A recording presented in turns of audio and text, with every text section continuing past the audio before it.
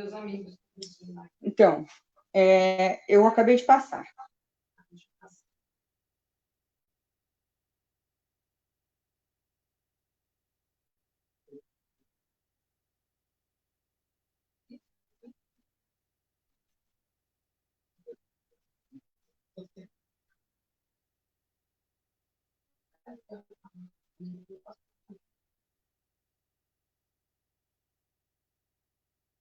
Você passou para onde, irmã?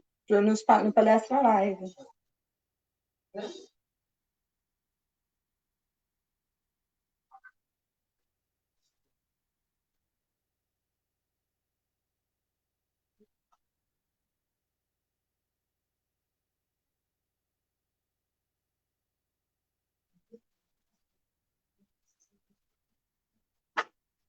Você passou para a Cris, Marli? Passei para todo mundo. Deixa eu passar para ela de novo. Só que já está ao vivo. Pronto.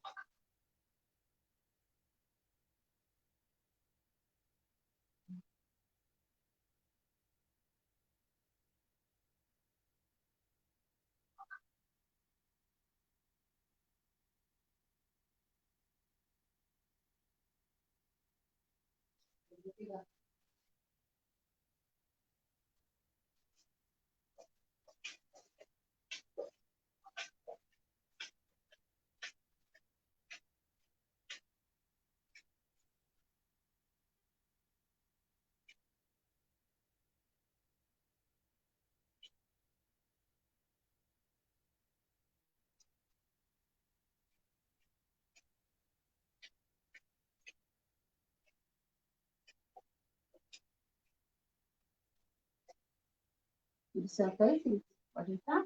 Pode.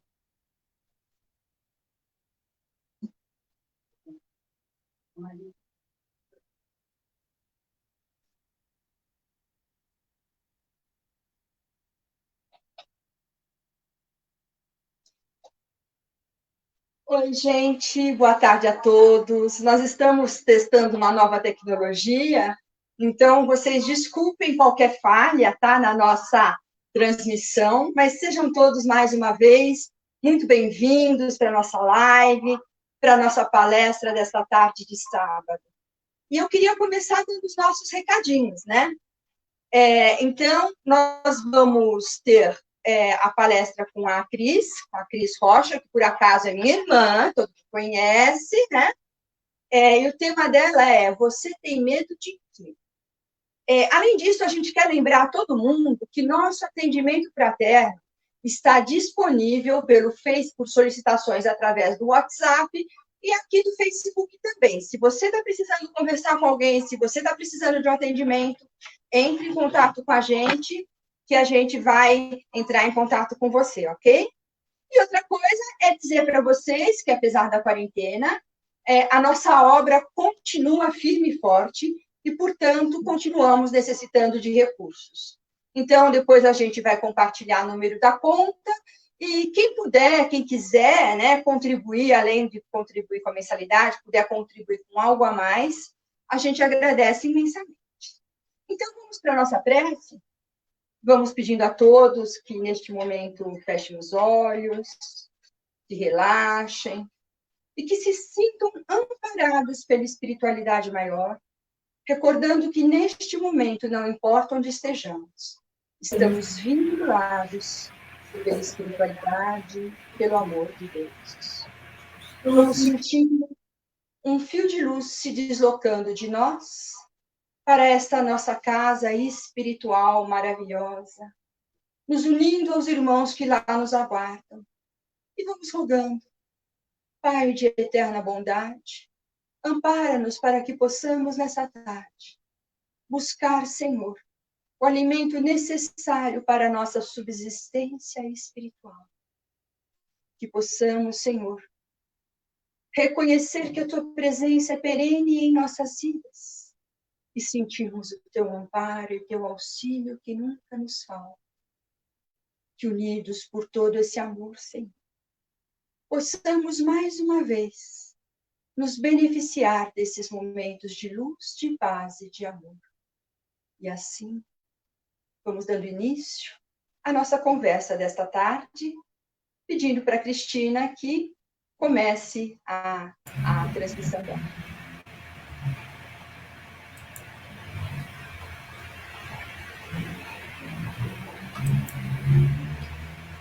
Oi, gente. Boa tarde a todos e a todas. Espero que todos estejam bem. E hoje nós vamos tratar de um assunto que envolve todos nós, porque medo, quem não tem, né? Deixa eu me apresentar primeiro. Eu sou irmã da Maria, claro, né? Novidade. E eu trabalho como pedagoga, contadora de história e terapeuta corporal, acupuntura, essas coisas. E pesquiso bastante sobre as questões da meditação e outras coisas assim. Já quero avisar vocês o seguinte, se tiver alguma paradinha assim, porque eu tenho um probleminha de visão, então se eu ficar meio perdida para lá e para cá, vocês já sabem que é isso. E eu estou acostumada muito a conversar com as pessoas ao vivo, né? Em roda, em oficina, e é meio estranho, assim, ver vocês só aqui nos comentários, né? Mas vamos lá. Então, vocês têm medo de quê? Quem quiser já coloca aí, que depois a Marli vai ler os comentários de vocês para me falar. Todo mundo tem medo de alguma coisa, né? Então, para a gente começar, eu vou começar com uma história, que é a história da Chapeuzinho. Chapeuzinho? Chapeuzinho. Não é Chapeuzinho vermelho, é Chapeuzinho amarelo. Então, eu vou contar para vocês a história da Chapeuzinho amarelo, que vivia amarelada de medo. Eu vou começar um momentinho só, que eu vou passar aqui a tela para vocês. Ver se vocês estão vendo aí a tela. Todo mundo está vendo a tela aí da Chapeuzinho? Sim? Ainda não? Então, deixa eu colocar aqui, peraí. Que ela sai. Aí sim. Agora está? Muito bem. Então, vamos lá.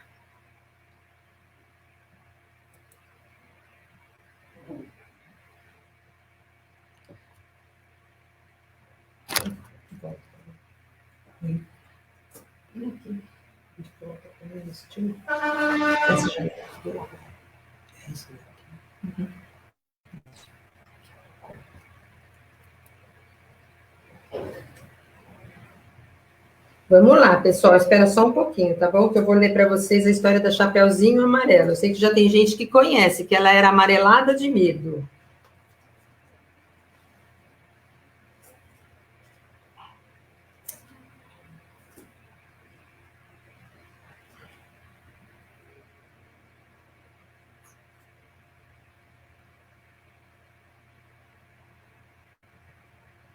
Vai passando para mim, tá bom?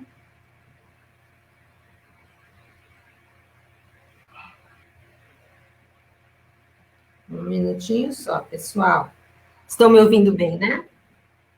Sim.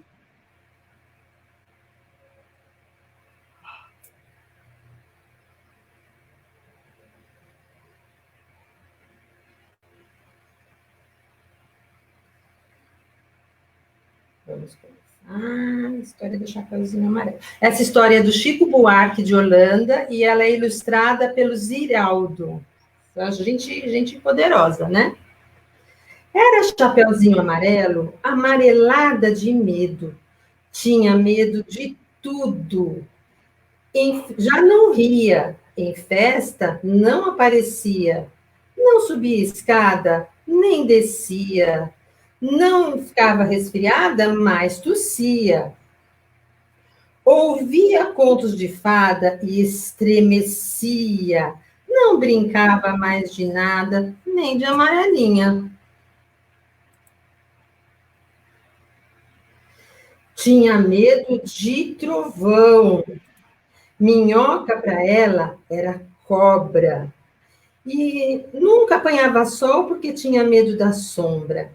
Não ia para fora para não se sujar. Não tomava sopa, que era para não ensopar. Não tomava banho para não descolar. Não falava nada para não engasgar. E não ficava em pé para não cair.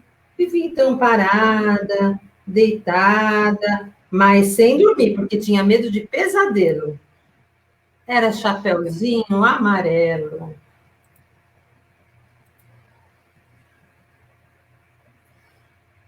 E de todos os medos que ela tinha, o medo mais que medonho era o medo do tal lobo. Um lobo que nunca se via, que morava lá para longe, do outro lado da montanha, num buraco da Alemanha, cheio de teia de aranha, numa terra tão estranha que vai ver o tal lobo nem existia.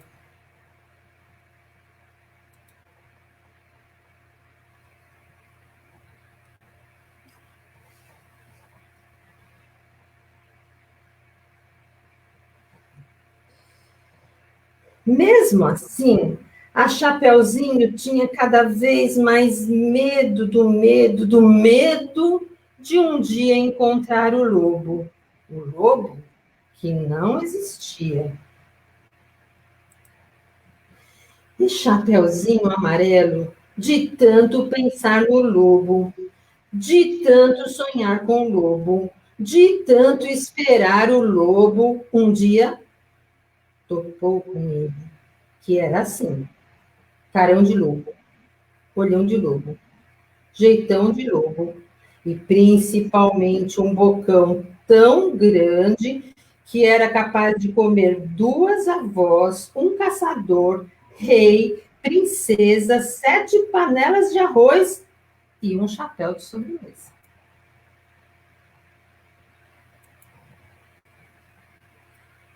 Mas o engraçado é que, assim que ela encontrou o lobo, a Chapeuzinho Amarelo foi perdendo aquele medo, do medo, do medo, do medo de um dia encontrar o lobo.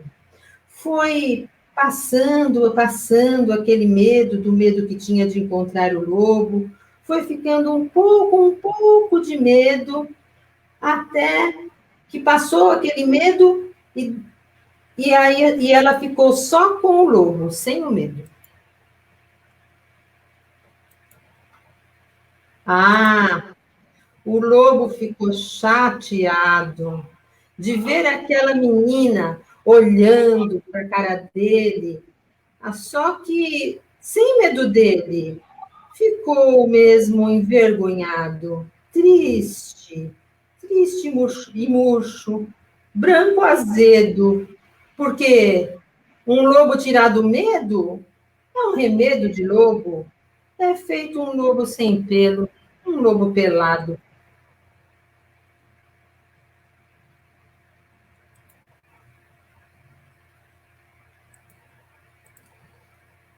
Ele gritou: eu sou o lobo. Mas a Chapeuzinho, nada. E ele gritou: eu sou um lobo. A Chapeuzinho deu risada. E ele berrou: eu sou um lobo. Chapeuzinho, já meio enjoada, com vontade de brincar de outra coisa. Ele então gritou bem forte aquele nome de lobo, umas 25 vezes, que era para o medo ir voltando e a menininha saber com quem estava falando. Lobo, lobo, lobo, lobo, lobo, lobo, lobo, lobo, lobo, lobo, lobo, lobo, lobo, lobo, lobo, lobo, lobo, lobo, lobo, lobo. Aí, Chapeuzinho se encheu e disse: para sim, agora, já, do jeito que está. E o lobo, parado assim, do jeito que o lobo estava, já não era mais um lobo, era um bolo de lobo fofo, tremendo que nem pudim, com medo da Chapeuzinho, com medo de ser comido, com vela e tudo inteirinho.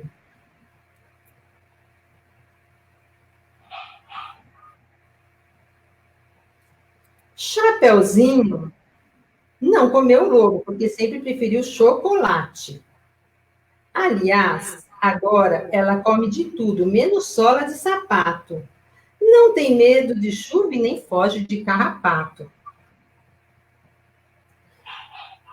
Cai, levanta, machuca, vai à praia, entra no mato, trepa em árvore, rouba fruta e depois joga amarelinha com o primo da vizinha, com a filha do jornaleiro, com a sobrinha da madrinha e com o neto do sapateiro.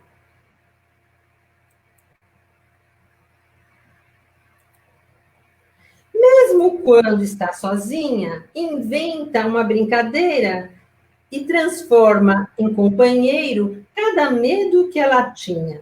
O raio virou rai, a barata, tabará, a bruxa, chabru e o diabo, bodiá. Ah, outros amigos da Chapeuzinho, Gandrá, Jacoru, Barantu, Papão Bichopá e outros transmons. Gostaram da história?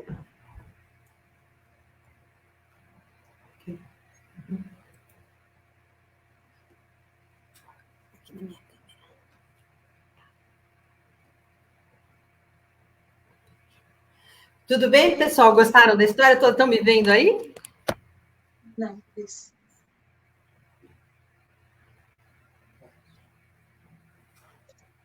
Então, a Chapeuzinho Amarelo tinha medo de tudo, né? E a gente, às vezes, se parece um pouco com ela, não é verdade? O medo que ela tinha era um medo de alguma coisa real? Share negativo. Põe aqui. Espera só um momentinho, tá, gente? Põe aqui, ó, no menininho sozinho. Isso. Aí. Fechou esse daqui. Você pode fechar. Pronto? Pronto. Ok, estou de volta, né, pessoal? Ótimo. Então, a Chapeuzinho tinha um medo do lobo, né? E a gente, às vezes, tem também esse medo terrível. Agora, tem uma coisa que eu tenho que dizer para vocês. O medo não é racional. O medo não é uma coisa que você pensa, eu não vou ter medo e não tenho medo, né? Às vezes, a pessoa tem medo de várias coisas e outra pessoa vira para ela e fala, que tipo de espírito é você? Tem medo de morrer? Ué, tenho. Tenho medo de morrer, sim. Você tem medo de tudo, você tem medo disso, daquilo. Nós não conseguimos impedir nós mesmos de ter medo. Então, nessa nossa conversa, o que nós vamos fazer? Nós vamos fazer um panorama do porquê que existe o medo, que tipos de medo que a gente pode ter, e no final nós vamos fazer uma simples técnica, bem tranquila, para a gente lidar com o medo, e para a gente diferenciar o que está no nosso controle e o que não está no nosso controle, ok? Tudo bem aí? Vão fazendo seus comentários, colocando as dúvidas aí, que depois que a gente encerrar, quem quiser ficar para a gente conversar um pouquinho, tá bom? Então, vamos lá. Eu tenho uma cola também com a minha linda letra, que todo mundo conhece. Bom, existe, na verdade, na nossa história humana, uma razão para a gente ter medo, porque nossos ancestrais, eles viviam em situação de risco em que eles precisavam, e os animais em geral, né? Eles precisam fugir ou atacar, se está em perigo. Então, eles percebem algum perigo, ou foge, ou ataca. A zebra não vai atacar o leão, ela vai fugir, né? Então, a gente tem essa reação instintiva. Porém, como nós somos humanos, nós criamos uma cultura, uma mente abstrata, simbólica e tudo, o que acontece com a gente? A gente não tem como atacar e nem fugir, a gente paralisa.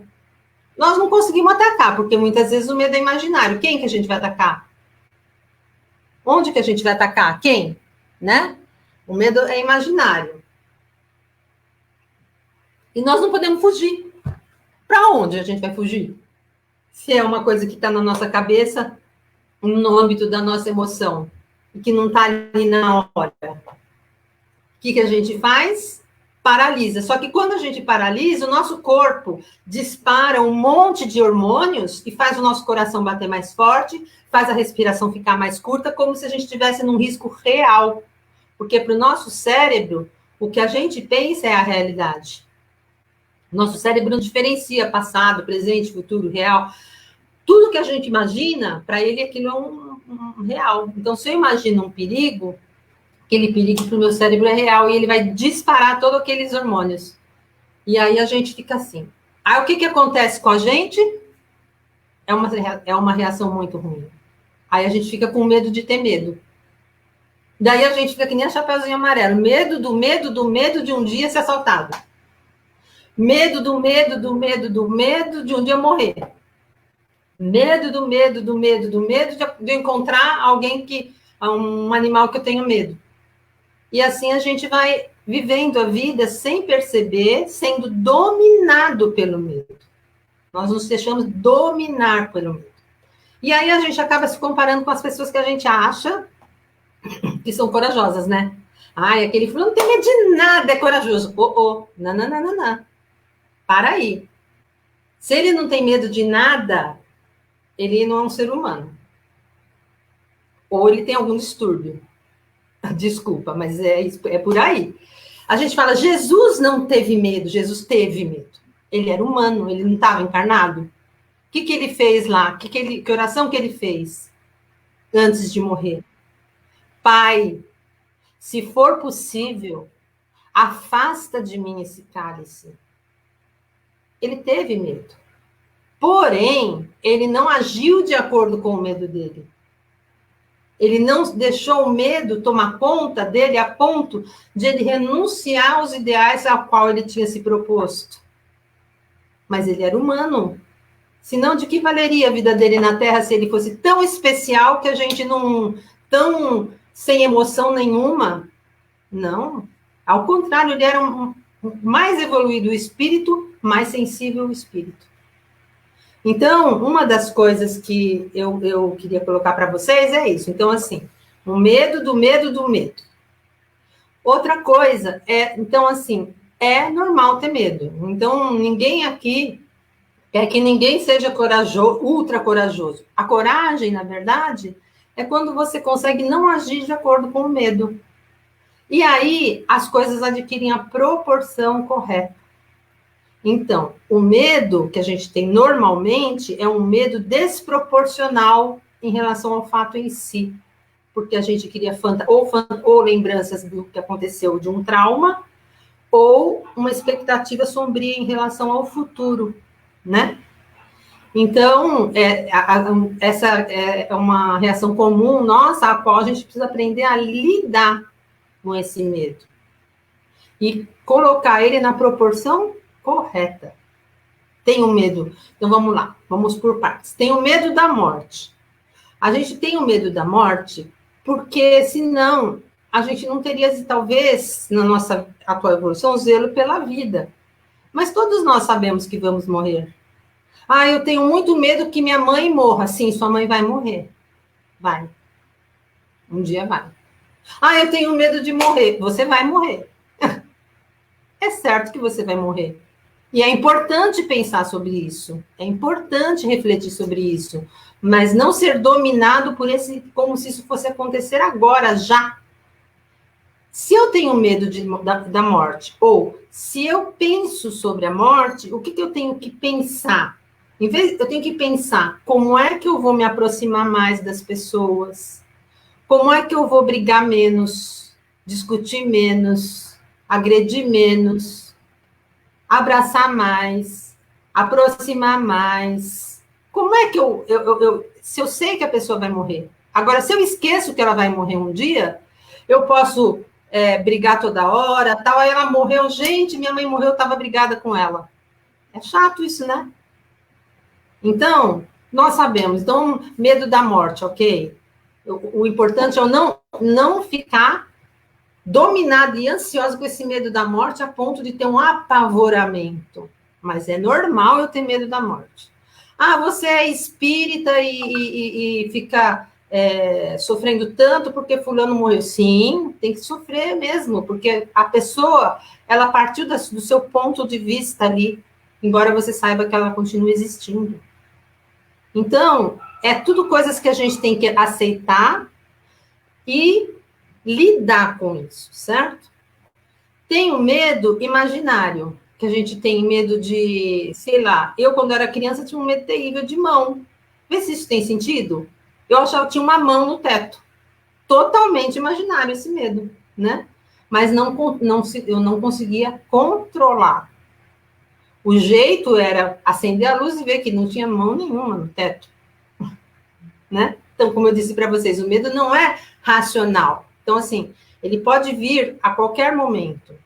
Então, você tem esse medo das fantasias que a gente tem. Medo do futuro.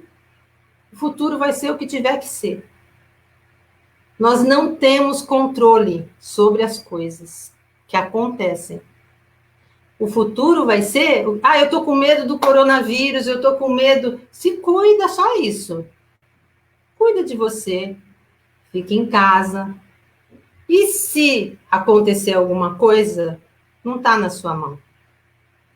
Esse medo só vai fazer você sofrer por algo que talvez nem aconteça. Mas ele vai vir, porque é uma sensação e é uma emoção. Então, a gente tem esse medo. Medo de doença, medo de ladrão. Tem gente que já anda com um relógio na mão, um trocado do lado assim do carro, dois relógios na mão, porque se o bandido vier, eu já tenho um dinheiro para dar. Que isso, gente? Calma lá.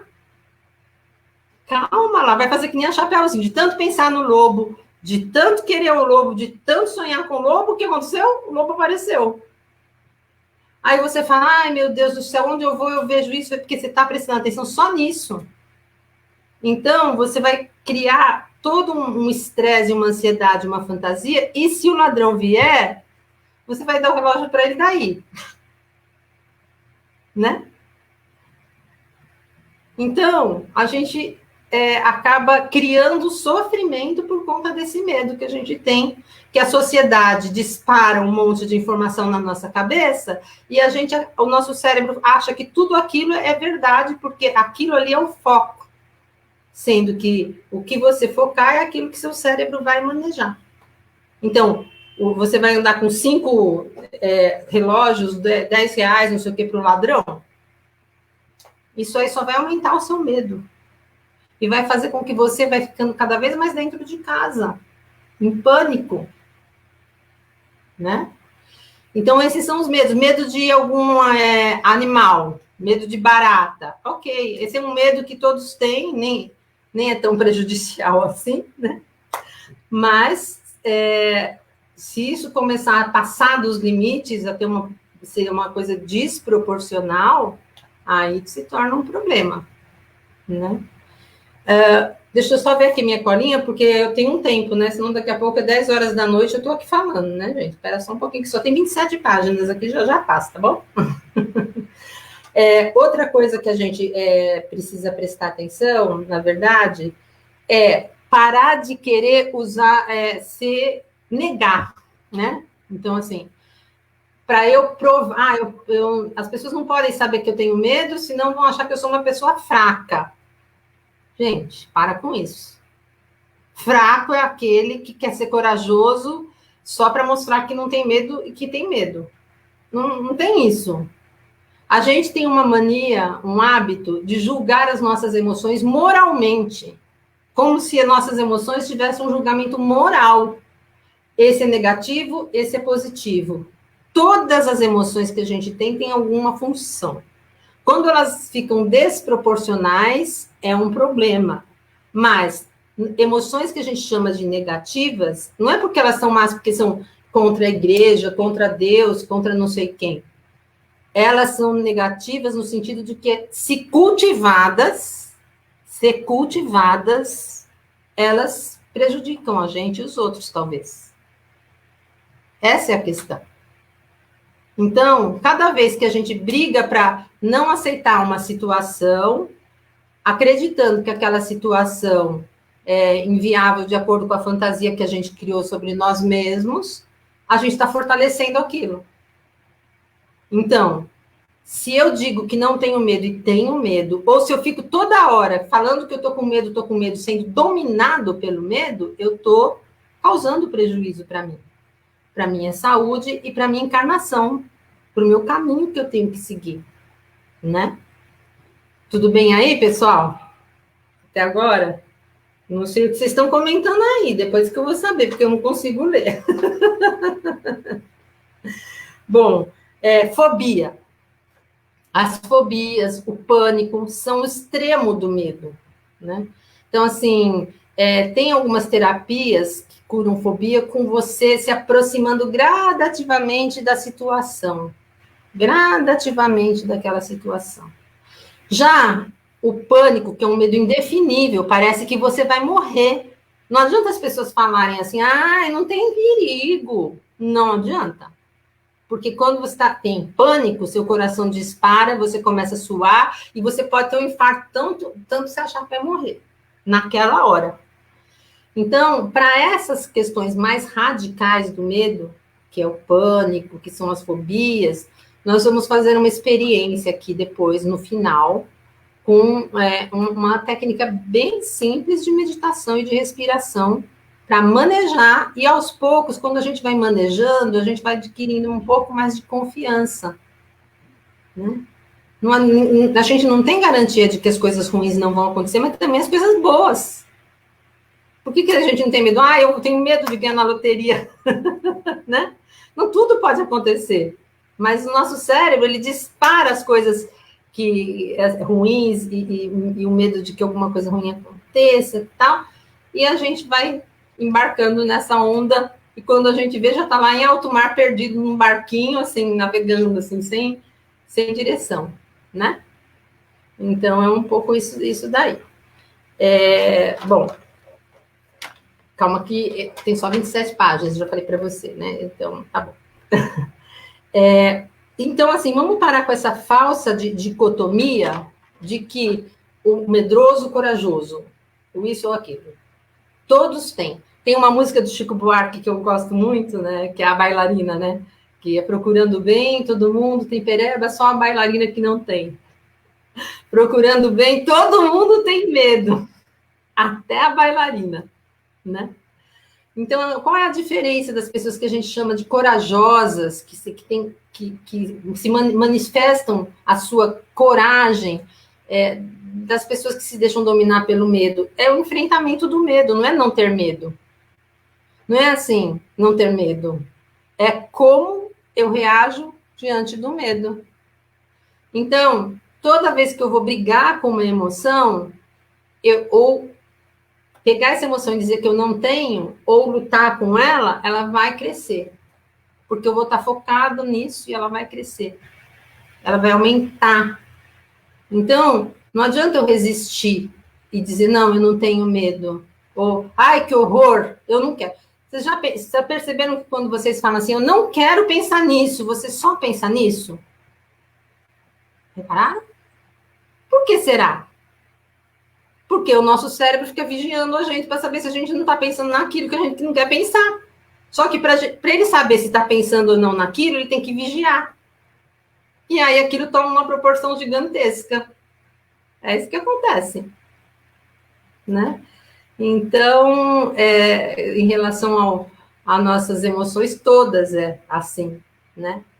E assim, aí eu odeio barata. Eu não quero nem pensar em barata. Então, seu cérebro vai ficar vigiando toda hora e parece que as baratas vão brotar na sua frente, porque você vai ficar prestando atenção, porque seu cérebro vai estar lá firmão vigiando você para ver se você está ou não pensando em barata. E para procurar as baratas que existem no mundo inteiro, né? Porque você não quer pensar nisso, ele tem que te ajudar, ele quer te defender, não é mesmo? Aí outras pessoas falam, mas tem os espíritos que protegem, Deus que protege, e tem. Mas o medo não é do espírito, é nosso. É nosso. Nosso protetor vai ajudar a gente como? Jogando lá um remedinho para a gente não ter um infarto do miocárdio, né? Trazendo para a gente dicas de fora, um livro, uma palestra, uma coisa que vai dar uma orientada na gente, é assim que eles vão agir. Os espíritos não vão arrancar de nosso coração o nosso medo, eles não têm esse poder. Eu brinco que a gente que é espírita, a gente joga muita responsabilidade das nossas coisas para os espíritos, né? Porque a gente acha que eles são poderosos, e são, mas o poder sobre nós mesmos, eles não têm. Eles não têm como fazer a nossa evolução sem a nossa participação. Tira o medo de mim e eu fico aqui, parada, rezando, né? Ó Deus, me protege dos perigos, não sei o quê, não sei o quê, não sei o quê. E eu vou ficar procurando o perigo de tanto que eu tenho medo dele. Então, a gente dá uma mãozinha para os espíritos, né? Para Deus, né? Dá uma ajudinha ali para eles, né?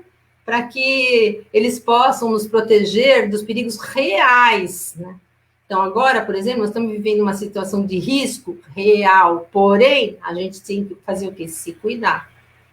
Ah, eu estou morrendo de... Gente, olha, é uma coisa assim, ninguém acha que as pessoas têm que morrer um monte de gente, nada, isso é um absurdo, mas a gente tem que ter a consciência de que tudo que existe de material é impermanente. Não existe coisa que vai durar para sempre. Eu tenho medo de perder as minhas coisas, eu tenho medo de falir. As coisas não são suas. O que existe é a sua sensação de posse daquilo, o seu usufruto daquilo.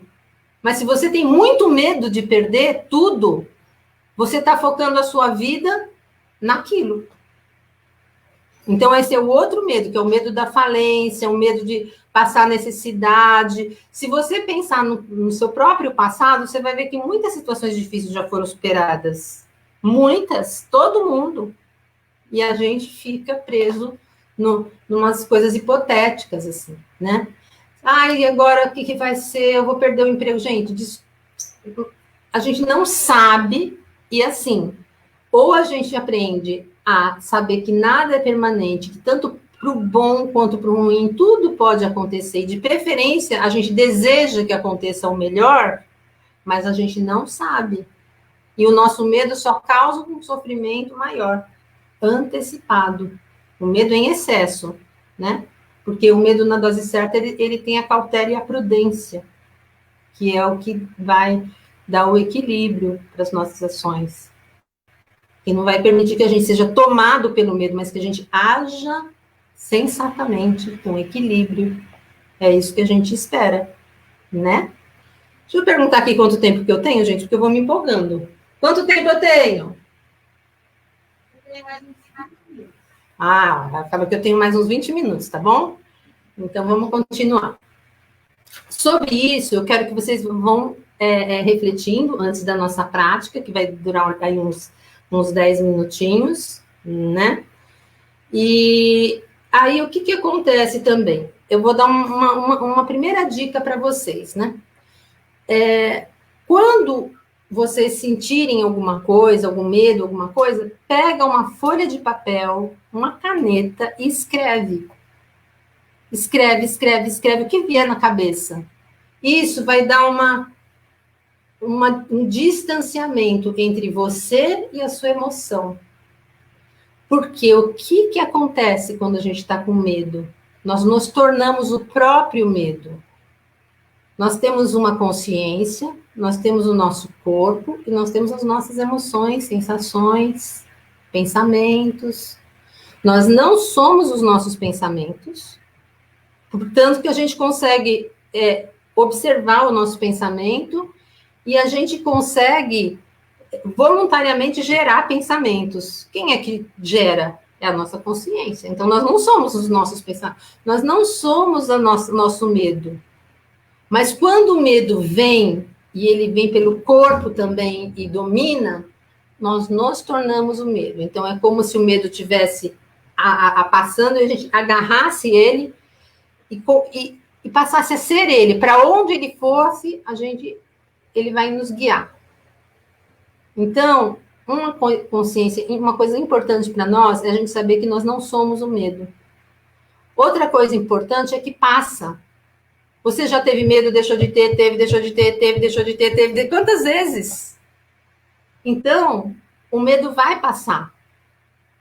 Na hora que a gente está com medo, ou nos momentos em que a gente tem medo, parece que aquela situação é eterna, mas não é. Só se a gente se agarrar nela e quiser que ela fique ali. Aí a gente se agarra no medo e com os nossos pensamentos, a gente vai ampliando as possibilidades de ter medo. Que nem a Chapeuzinho Amarelo. Medo da cara do lobo, medo até que ela viu o lobo. Então, a gente consegue nos misturar tanto com o medo que a gente perde o senso da nossa própria consciência. Então, um aprendizado para nós é tentar esse distanciamento da nossa consciência um pouquinho distanciada, para observar esse medo. Isso nós vamos fazer um pouquinho aqui, daqui a pouco, e eu não vou demorar muito, porque eu quero que a Marli leia para mim umas questões, umas observações de vocês, porque eu estou acostumada a conversar, não estou acostumada a ficar falando assim, falando e falando e falando.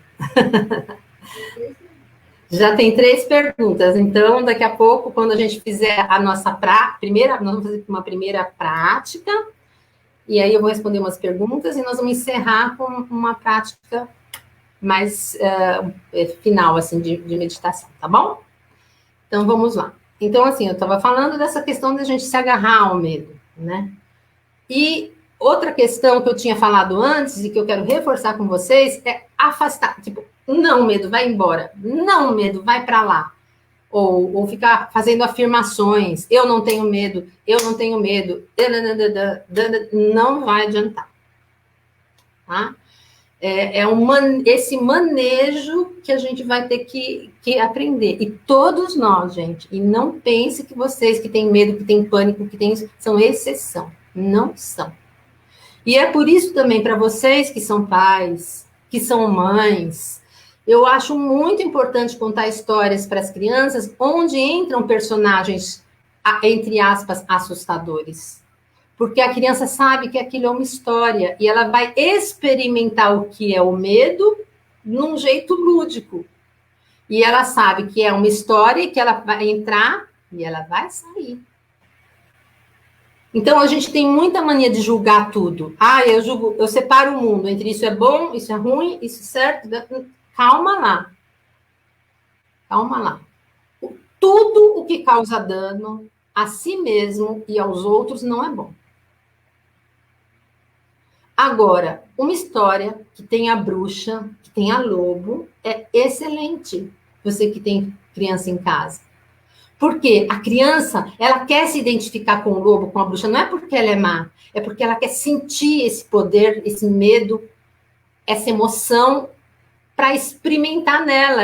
É uma sensação que ela gosta de experimentar e ela vai se conhecendo melhor e se fortalecendo.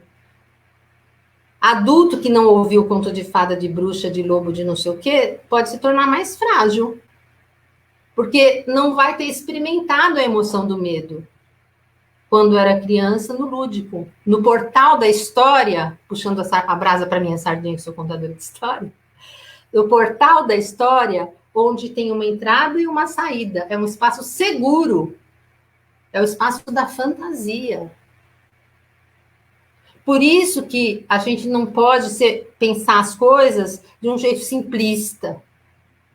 Ai, não, eu não conto história de bruxa, porque bruxa é do mal. Não, a bruxa é uma parceira da criança para vencer o medo. O lobo também. Então, a gente tem que usar transformar esse medo na potência. A nossa carência, às vezes, é a nossa potência. Porque na medida em que a gente vai vencendo essa carência, a gente vai descobrindo a nossa potência. Então, essa que é a questão. Então, se a gente perceber, aceitar e admitir isso que eu vou chamar, entre aspas, de carência, a gente vai conseguir ampliar a nossa potência. Certo? Então, basicamente, é isso. E Eu não vou falar muito mais, porque é um excesso de informação, são só 27 páginas, então eu não vou ficar me estendendo muito, deixa eu só conferir aqui a minha colinha para ver se eu esqueci de alguma coisa, tá bom? Então, eu espero que vocês esteja sendo útil o que eu estou falando, né, de alguma coisa. Faltou só uma coisa, que é assim, por que que a nossa fraqueza, às vezes, é a nossa potência? Porque isso traz para mim aquilo que eu compartilho com a humanidade. Então, eu desejo não ter medo, eu desejo superar o meu medo, mas eu sei como é o medo, então eu vou entender a pessoa que tem medo. E eu desejo que, assim como eu, todas as pessoas que são dominadas pelo pânico e pelo medo superem essa dificuldade. Isso vai me engrandecer, porque eu vou ter essa experiência compartilhada com a humanidade inteira que tem medo. Assim é com todas as emoções. Não é a gente ficar brigando o tempo inteiro e tal. Eu vou conseguir ferramentas para superar o medo e eu desejo que toda a humanidade, todas as pessoas que têm medo, consigam superar esse medo. E isso vai me dar uma ideia de também que eu não sou a única no mundo, porque quando a pessoa tem medo, ela se sente fraca, às vezes ela se sente impotente, e aí ela saber que ela não é a única, que existe um universo de pessoas que sentem a mesma coisa, né, do que ela. Então, assim como eu, todos que têm medo, que superem e que tenham ferramentas para superar o excesso de medo. Outra coisa que eu acho interessante, gente, é o humor. O bom humor.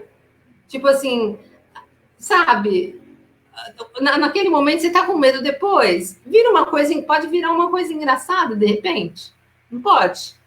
Você lembrar, puxa vida, né? Olha só que coisa engraçada, como que pode e rir de si mesmo e ter essa leveza? Isso ajuda também. Ajuda.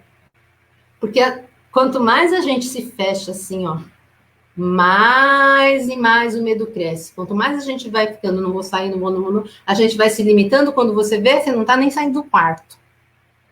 Então, vai, abre a janela. Outra coisa, parece simples, mas eu gosto sempre para tudo, para mim é remédio, é tomar sol.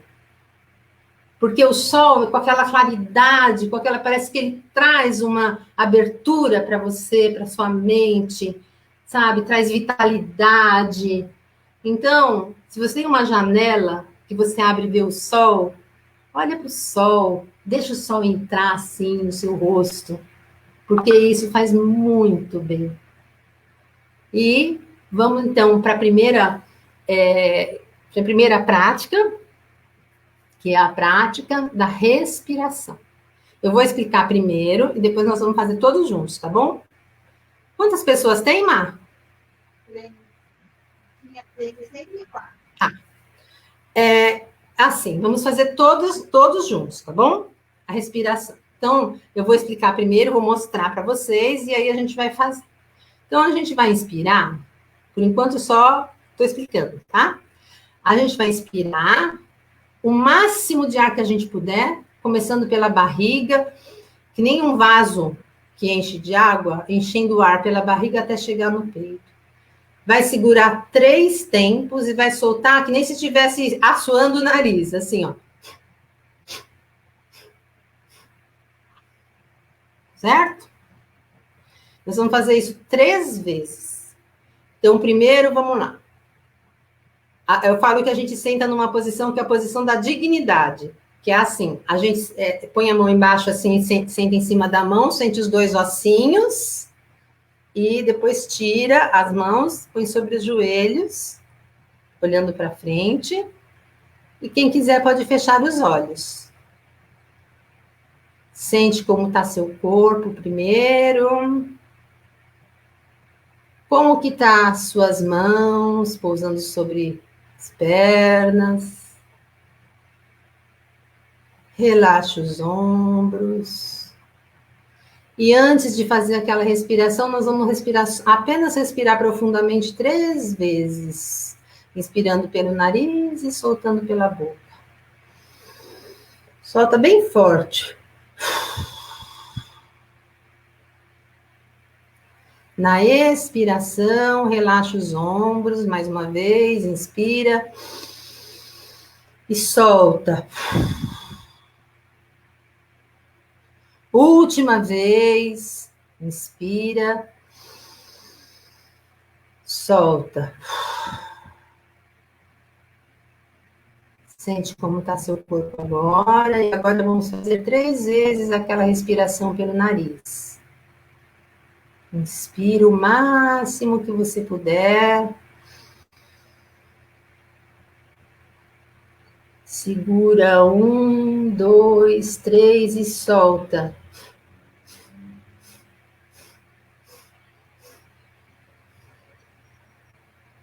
Respira normalmente. Vai percebendo o seu corpo. Mais uma vez, segunda vez. Inspira. Segura 1, 2, 3 e solta.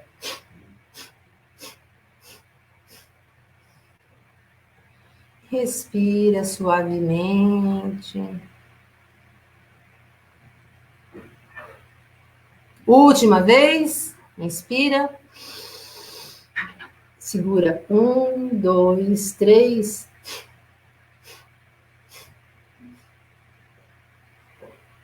Respira normalmente. Devagar, vamos abrindo os olhos. Todos bem? Fala aí se tá todo mundo bem. Tá todo mundo bem. Depois você abre a minha câmera. Tá. Então, essa primeira a primeira prática e a segunda dica. A primeira dica foi escrever. Quando tiver muito, assim, acorda naquele agito, naquele medo, escreve. A segunda é a respiração, que se você fizer de manhã, antes de dormir, ou numa situação de emergência, você vai ver que isso vai... Se está com pânico, faz isso, vai esvaziar. É como se aquilo trouxesse você para o agora, para o seu centro, tá bom? Então, é isso. Aí, agora eu vou responder umas perguntinhas, e aí depois nós vamos fazer uma última prática antes de sair. Fica aí, tá bom? Fica aí comigo até o fim. Deixa eu pedir aqui para o Silene me ajudar. Para eu pôr a minha irmã aqui de volta na transmissão.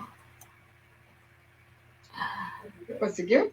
Vou pôr, irmã, peraí. Vou pôr você aqui, vou pôr nós... nós duas, né, que você quer que ponha? Uhum. Vamos pôr nós duas aqui. Estamos nós duas? Agora estamos. Oi, gente. Muito interessante, né? Então, nós temos algumas perguntas aqui que nós vamos responder, ok? E depois a gente vai fazer essa outra prática e vamos depois fazer o encerramento. Então, vamos lá. O Carlos Eduardo, nosso querido amigo, pai do Júlio, um beijo para o Júlio de novo. Beijo, Júlio! Né? Por que, quando falamos do medo da morte, muitas vezes nós não queremos falar? Essa pergunta é ótima, né? Por que a gente tem essa resistência em falar da morte, né? Porque a gente tem apego, e morte para nós é perda. Só que a gente não percebe que cada escolha que a gente faz tem uma pequena morte, não é? Se eu estou fazendo uma escolha, eu estou entrando numa vida de casado e estou abandonando muitas coisas da vida de solteiro. Cada escolha que eu faço é uma coisa que morre. Então, a gente tem medo de falar sobre a morte pelos tabus, pelo símbolo da morte como uma coisa ruim e assustadora, como uma coisa não natural, como uma tragédia.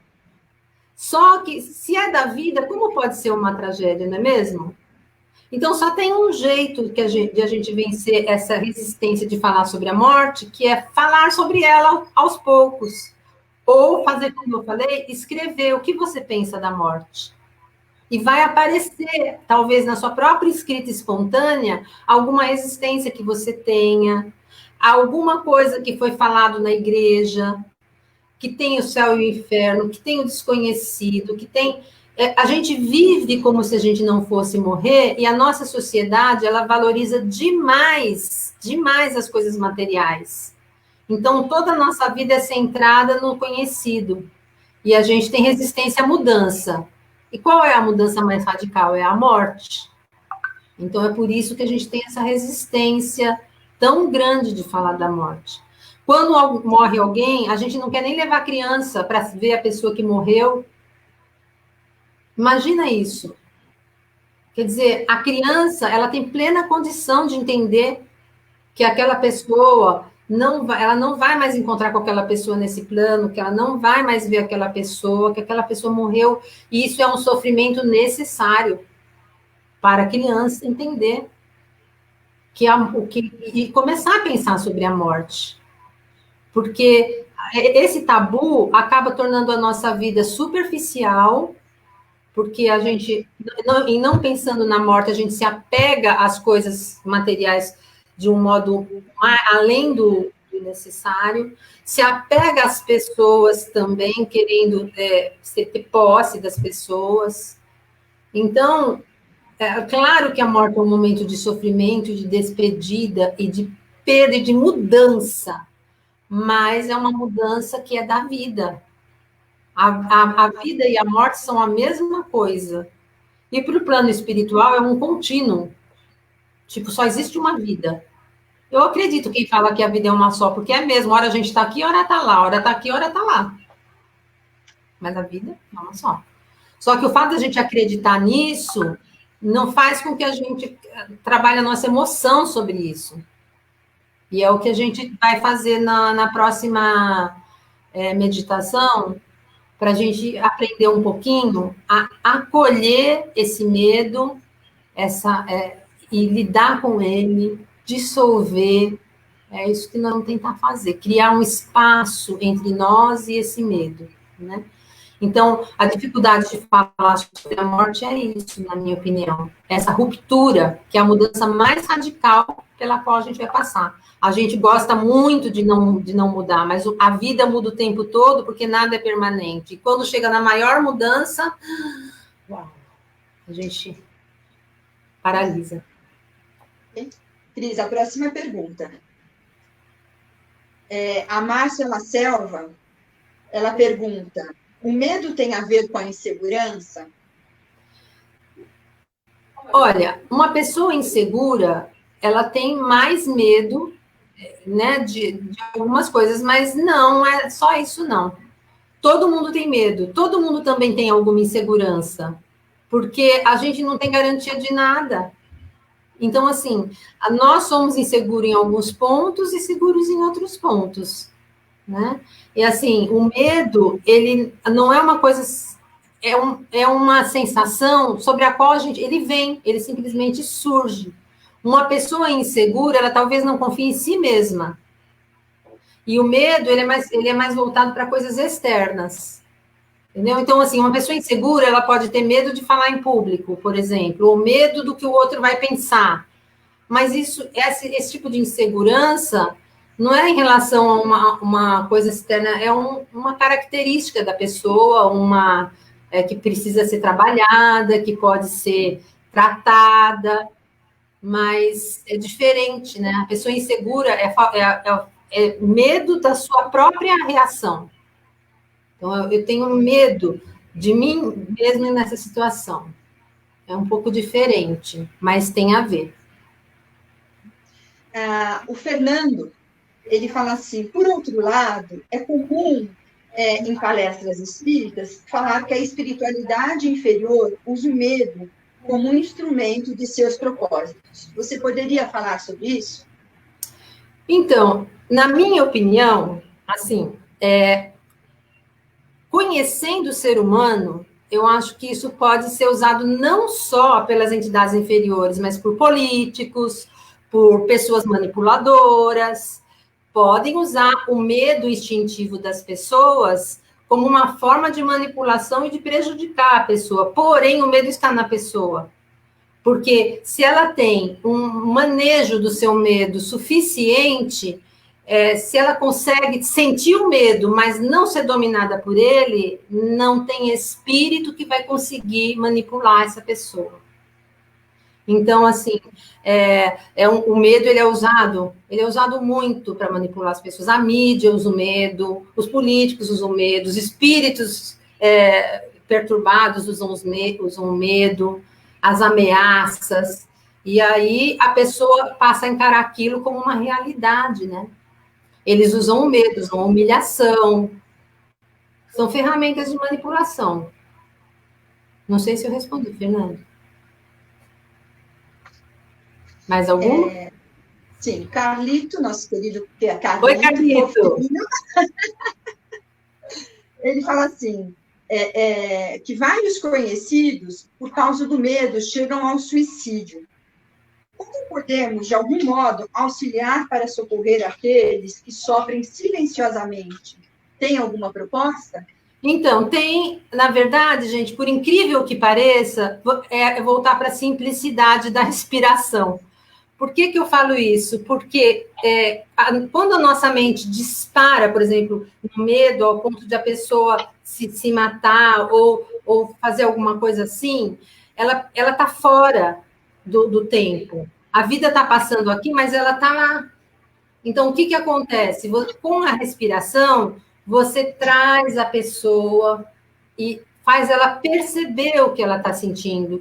Porque quando a pessoa está sentindo uma coisa muito forte, ela não está consciente de que ela não é aquilo. Ela não está consciente. E o pensamento dela está totalmente disparado, né? Uma coisa é o pensamento que eu voluntariamente faço um plano, tal. Outra coisa, esses pensamentos que vêm, a gente agarra e começa a conversar com eles, conversar, e vai indo. Chega uma hora que a pessoa já perdeu, já está com o coração disparado, já está querendo se matar, não vê saída. Então, quando a gente faz assim, eu falo para vocês que a simplicidade da vida, da natureza, da respiração, traz a pessoa para o presente naquele momento, não vai curar a pessoa, tá, gente? Peraí também, né? É uma ferramenta de manejo, para que a pessoa, a partir daí, consiga, e conforme ela vai manejando, sim, ela vai melhorando. E conforme você vai fazendo essa consciência do presente, conforme você vai fazendo essa respiração, facilita a ação dos mentores. Porque os mentores encontram um campo bem mais fácil de atuar na ajuda dessa pessoa do que uma mente disparada. Então, os mentores têm muito mais possibilidade de ajudar se a pessoa parar, respirar e se acalmar naquele momento. E aí pode fazer uma oração, um passe. Tá? Mais alguma coisa? Sim. A Elisa Cesaretti. Oi, Elisa! Dela, né? Medo gera ansiedade ou ansiedade gera medo? Olha, na verdade, a ansiedade, o medo, eles estão grudados, né? Só que, assim, a ansiedade também, ela tem muito a ver com a pessoa estar projetando coisas ruins para o futuro. Então, é a mesma coisa, a pessoa está projetando tanta coisa ruim para o futuro, que às vezes ela fica com medo no presente, porque o cérebro não sabe que aquilo não está acontecendo. Para ele, aquilo já é um fato.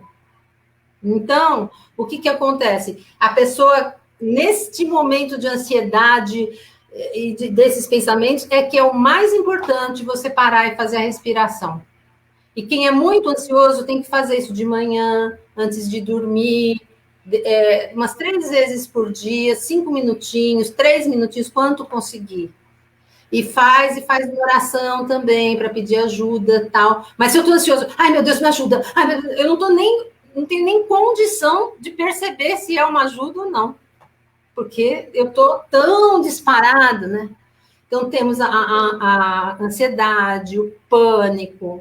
São coisas do campo emocional que precisam de um momento para assentar, para poder tomar uma atitude não dominada pela emoção. Porque uma questão é que a gente tem que admitir essas emoções. Outra coisa que a gente tem que perceber é que nós não precisamos obedecer a elas. Então, nós não precisamos sair correndo porque estamos com medo. Ao contrário, para, respira, e aí você vai ver o que fazer. A última pergunta, tá? A Priscila lá, que fala assim, desde que a população é manipulada pelo medo, qual outra proposta? Desde que a população é o quê? Manipulada pelo medo.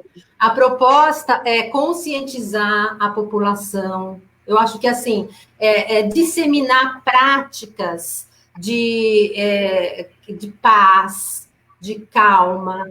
E assim, eu, por exemplo, cada um de nós, né? Como que a gente pode contribuir para que isso aconteça? Ensinando as pessoas, estando ao lado das pessoas, porque às vezes as pessoas precisam ser acolhidas, precisam ser ouvidas. Uma parte da atenção é escutar a pessoa. Então, a gente escuta a pessoa na sua... Você não nega para ela e nem vai dar lição. Uma coisa que a gente estraga mesmo é ficar dando sermão nas pessoas. Querendo ensinar para elas, olha, não, por que você falou assim para ele? Você faz assim, você faz assado. Não, porque Deus não sei o quê. Não, porque eu não sei o quê. Não, gente, esquece você. Né? A gente não tem condição de... O que a gente pode fazer é sugerir para a pessoa. Por exemplo, eu estou sugerindo para vocês umas práticas que eu experimentei em mim e que, para mim, elas funcionam, e para as pessoas com as quais eu passei essas práticas, fiz em conjunto, aprendi, tudo, também funcionou. Então, eu faço o quê? Eu sugiro e escuto a pessoa. Se a pessoa vem me falar que eu estou com medo, eu falo, mas você tem tudo, por que você está assim? Você tem uma casa, você tem filho, você tem... Por que você está... Não tem porquê, gente, para com isso. Não precisa explicar o porquê, nem julgar ninguém. Eu acho que se a gente parasse de julgar e oferecesse para as pessoas uma escuta e uma ferramenta, por exemplo, essa. Por exemplo, tem outras possíveis, a pessoa pode... Você é psicólogo, você pode atender online as pessoas, sabe? Tem outras ferramentas. E aí, cada um fazendo um processo assim, de não disparar e não querer achar que sabe o que é melhor para aquela pessoa, eu acho que ajuda demais. E com coisas simples. Simples. Vai na simplicidade do amor, gente. Que é o que vai, aos pouquinhos, transformando e tornando a pessoa menos manipulável. Porque se você tem uma emoção e é dominada por ela, você está entregando a sua alma para essa emoção e para quem está disparando isso em você. Se você consegue respirar, observar seus pensamentos, você consegue perceber, ei, esse pensamento não é meu, não vou grudar nele. Isso já ajuda. É o que a gente pode fazer. Então, nós vamos agradecendo para a Cris. Você vai fazer mais uma coisinha rápida? Eu vou fazer uma rapidinha, tá bom, pessoal? Só para a gente... Então, espera um pouquinho, Cris, é assim. Eu só tenho 2 recadinhos, né? Um é que nossa live da próxima quarta-feira é com a nossa querida Fabiana Toffoli, Ciência e Fé. E lembrando a todos que nós precisamos de 1000 curtidas, 1000 inscrições no nosso canal de YouTube, tá? Então, quem puder, se inscreve. Aí eu vou pedir para a Cris já emendar a técnica que ela vai fazer já numa prece de encerramento, ok? Tá bom. Pode ficar aí, Mar. Então, nós vamos fechar os nossos olhos. Vamos inspirar e expirar, sentindo o ar entrando pelo nosso corpo todo, suavemente, saindo. Segue o ar entrando e saindo por alguns minutos.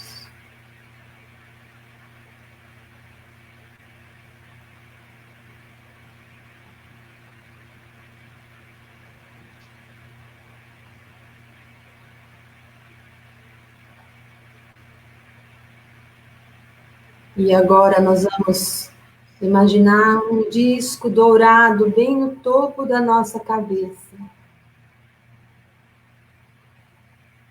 Esse disco dourado é com uma luz muito forte, como o sol,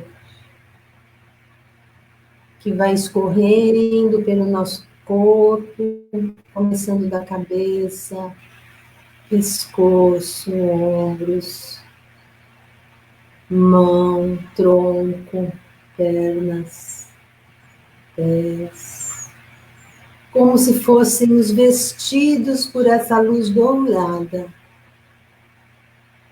E na inspiração sentimos que ela penetra pelo nosso corpo, pelo nosso pulmão, pela circulação sanguínea, nutrindo cada célula, trazendo saúde, vitalidade, equilíbrio e paz. Vamos inspirar essa luz. E agora vamos colocar a mão no peito e vamos trazer à nossa mente uma entidade que a gente ama. E essa entidade que está sempre ao nosso lado, nos abraça, nos acolhe, nos traz segurança e vai nos ajudar em todos os momentos em que estivermos pensando, meditando, orando. Vamos agradecer profundamente a essa entidade e vamos pedir para que esse amor se estenda aos nossos entes queridos, aos nossos amigos, conhecidos e a toda a humanidade. Que essa luz do amor possa brilhar no coração de cada ser humano. E nós nos sentimos bem, saudáveis, fortes, acolhidos, amados.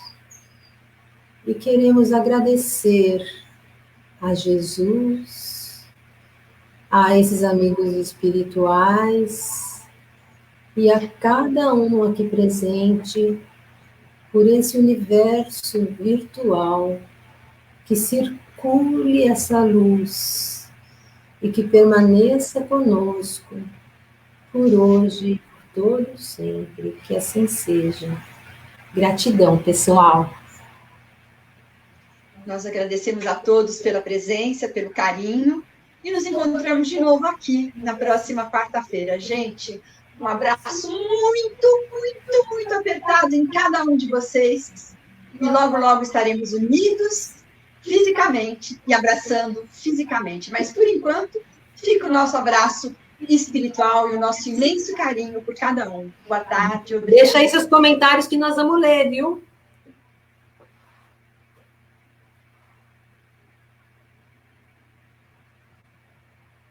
Encerra aí.